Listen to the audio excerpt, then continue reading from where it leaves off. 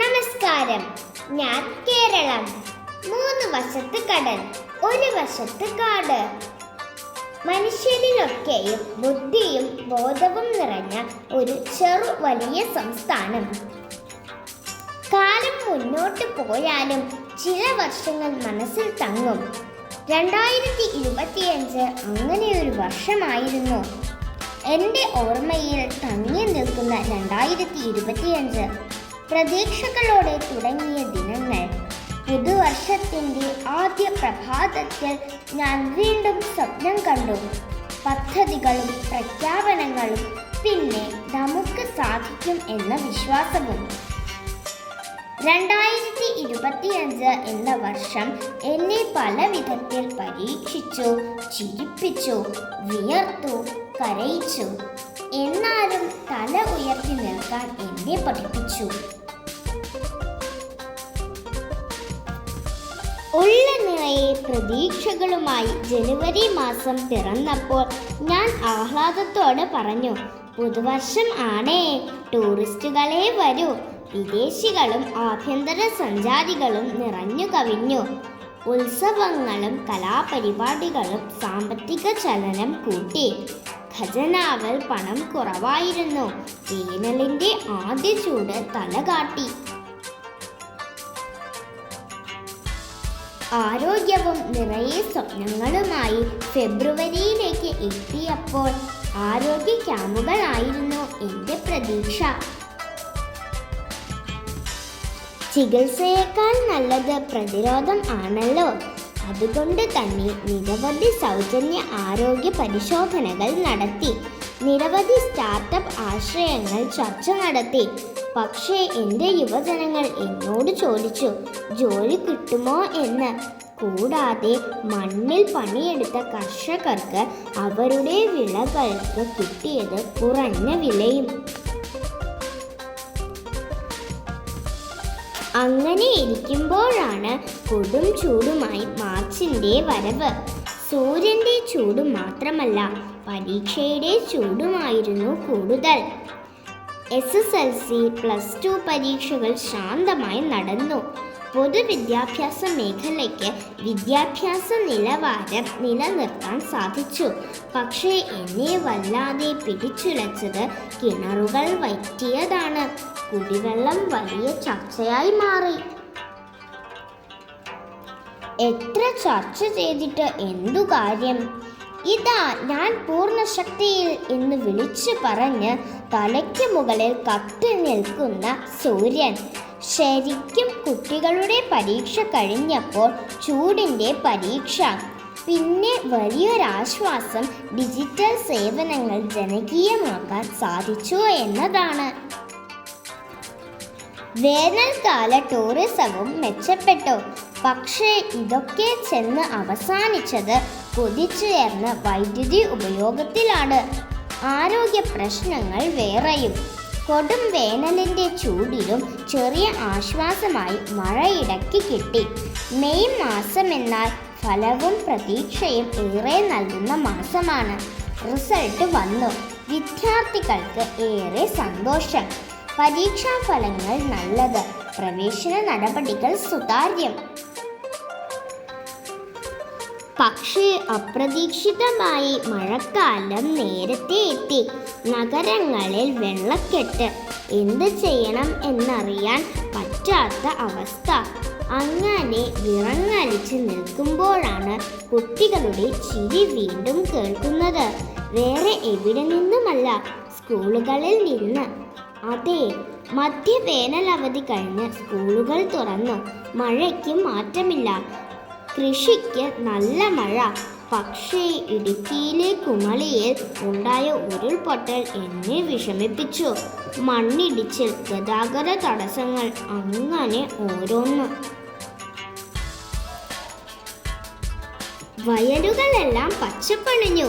കർഷകന്റെ മുഖത്ത് പുഞ്ചിരി വിടർത്തി നെൽച്ചെടി പറഞ്ഞു, ഇതാ ഞാൻ വളരുന്നു. അതെ, ജൂലൈ ഇങ്ങെത്തി. കൃഷിമേഖല സജീവമായി. ഗ്രാമീണ സമ്പദ് വ്യവസ്ഥയ്ക്ക് ഉണർവ്. പക്ഷേ മഴ കൂടുമ്പോൾ മലയോരങ്ങളിലെ അപകട ഭയം എന്നെ വല്ലാതെ പിടിച്ചു ഉലയ്ക്കുന്നുണ്ട്. റോഡുകളുടെ തകർച്ച വേറെ. മഴക്കാലത്തിൻ്റെ സങ്കടങ്ങളും ആവലാതികളും വേവലാതികളും എല്ലാം കർക്കിടകത്തിൻ്റെ പുണ്യസ്പർശം ഏറ്റ് ഓഗസ്റ്റിലേക്ക് കടന്നപ്പോൾ ചിങ്ങം എത്തിപ്പോയി. ഓണം എത്തി, ഒപ്പം വിലക്കയറ്റവും. ഓഗസ്റ്റിൽ ഓണവിപണി ചൂടുപിടിച്ചു. കുടുംബശ്രീ സംരംഭങ്ങൾ മുന്നിൽ. കാര്യങ്ങൾ ഇങ്ങനെയൊക്കെയാണേലും വിലക്കയറ്റവും ചില ജില്ലകളിലെ വെള്ളപ്പൊക്കവും എന്നെ ധർമ്മസങ്കടത്തിലാക്കി. അങ്ങനെ സെപ്റ്റംബർ തിരുവോണത്തോടെ ശാന്തമായി തുടങ്ങി. കാലാവസ്ഥ ശാന്തമായി. ഞാൻ അല്പമൊന്ന് ആശ്വസിച്ചു. ഇനി ഒരൽപ്പം ശ്വാസമെടുക്കാം. ടൂറിസം വീണ്ടും സജീവമായി. സ്കൂൾ ജീവിതം സ്ഥിരതയിലുമായി. ഇതിനിടയിൽ മഴ കൊണ്ട് പല ജില്ലകളിലും ദേശീയ പാതകൾ ഉൾപ്പെടെ റോഡുകൾ തകർന്നു. പണികൾ വൈകി. കേരളത്തെ ദൈവത്തിൻ്റെ സ്വന്തം നാടാക്കി മാറ്റുന്നത് നമ്മുടെ സാംസ്കാരിക ഉത്സവങ്ങൾ തന്നെയാണ്. നവരാത്രി ഉത്സവത്തോടെ ഒക്ടോബർ എത്തിയത് തെല്ലൊരു സങ്കടത്തോടെ ആയിരുന്നു. നവരാത്രി സംഗീതവും നൃത്തവും പൊടിപൊടിക്കുമ്പോൾ ഡെങ്കിപ്പനിയും അങ്ങ് പടർന്നു. ഒരു വശത്ത് കലാരംഗം സജീവമായപ്പോൾ മറുവശത്ത് ആശുപത്രികളിലെ തിരക്കുകൊണ്ട് ആരോഗ്യരംഗം താറുമാറായി. നവംബർ എത്തിയപ്പോൾ മത്സ്യത്തൊഴിലാളികൾക്ക് ആശങ്ക. കടൽ ശാന്തമാകുമോ? തീരദേശ മേഖലകളിൽ കടൽക്ഷോഭം, മത്സ്യബന്ധന നിയന്ത്രണങ്ങൾ. എന്നിരുന്നാലും ടൂറിസം സീസൺ വീണ്ടും ഉച്ചത്തിൽ. വ്യവസായ നിക്ഷേപ ചർച്ചകൾ പൊടിപൊടിച്ചു. പെട്ടെന്നാണ് നഗരം തണുത്തു വിറച്ചു പറഞ്ഞത്. എങ്ങും സന്തോഷം, പക്ഷേ തിരക്ക്. എന്താ കാരണം? ക്രിസ്തുമസ്, ന്യൂ ഇയർ ആഘോഷങ്ങൾ. വ്യാപാര രംഗം ഉണർന്നു. പക്ഷേ എല്ലാത്തിൻ്റെയും അടിസ്ഥാനം സാമ്പത്തികമാണല്ലോ. വർഷാന്ത്യ വികസന സാമ്പത്തിക അവലോകനങ്ങൾ നടന്നു. വ്യക്തമായി പറഞ്ഞാൽ 2025 കേരളം എന്ന ഞാൻ നേട്ടങ്ങളും വെല്ലുവിളികളും ഒരുമിച്ച് അനുഭവിച്ച ഒരു വർഷമായിരുന്നു. സാമൂഹിക പുരോഗതിയിൽ ഞാൻ മുൻപന്തിയിൽ നിൽക്കുമ്പോഴും സാമ്പത്തികവും പാരിസ്ഥിതികവുമായ പ്രശ്നങ്ങൾ എന്നെ പരീക്ഷിച്ചു.